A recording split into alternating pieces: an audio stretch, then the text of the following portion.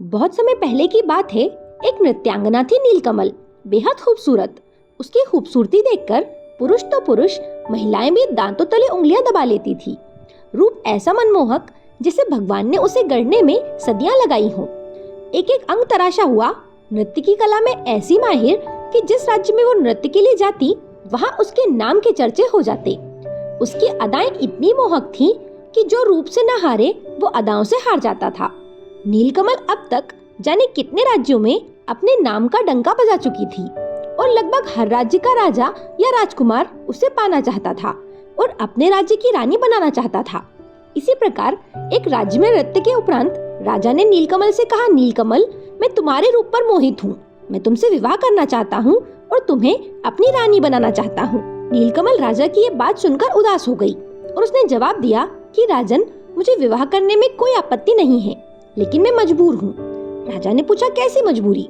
राजन, कई वर्षों पूर्व जब मैं एक बार जंगल में भ्रमण कर रही थी तो भूलवश एक तपस्यालीन ऋषि से मेरा पांव टकरा गया और उस ऋषि की तपस्या भंग हो गई।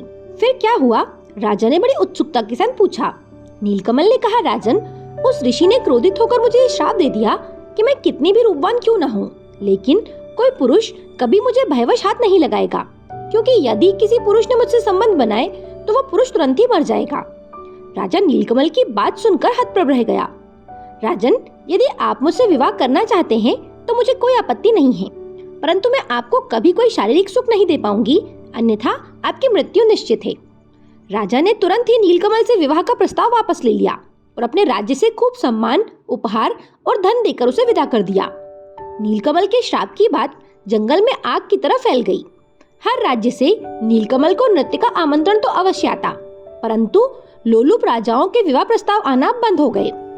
नीलकमल दिन दूनी और रात चौगुनी समृद्धि कर रही थी, किंतु उसका मन कहीं न कहीं सच्चे प्रेम के अभाव में दुखी रहता था। एक स्त्री आखिर कितने दिनों तक अकेले रह पाती?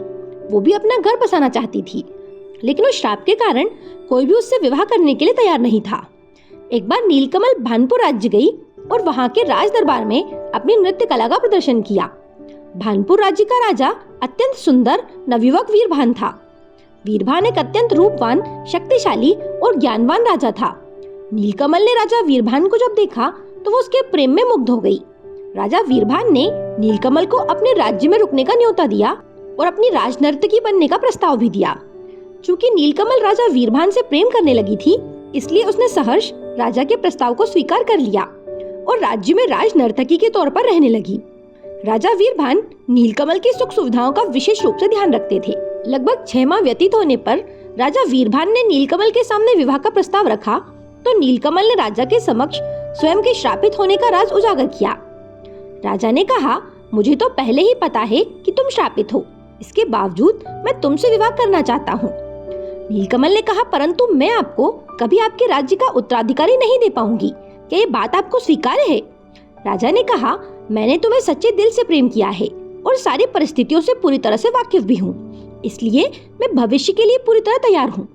जो भी इस राज्य का सही उत्तराधिकारी होगा मैं उसे ये राज्य सौंप दूंगा। तुम सिर्फ ये बताओ कि तुम्हें विवाह का प्रस्ताव स्वीकार है अथवा नहीं।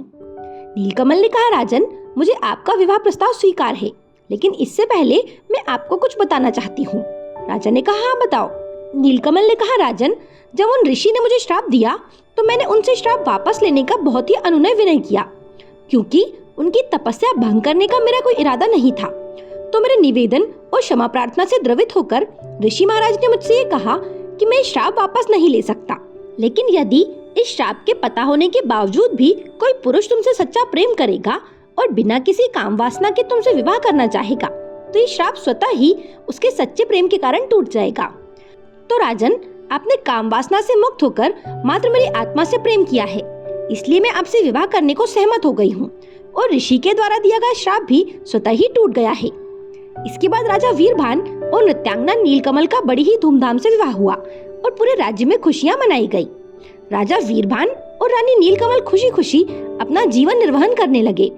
राजा वीरभान कालांतर में एक प्रसिद्ध राजा के रूप में प्रसिद्ध हुए और उनके राज्य में प्रजा अत्यंत सुख, समृद्धि और प्रसन्नता से फलती फूलती रही और इस तरह नीलकमल को उसका सच्चा प्रेम भी मिल गया।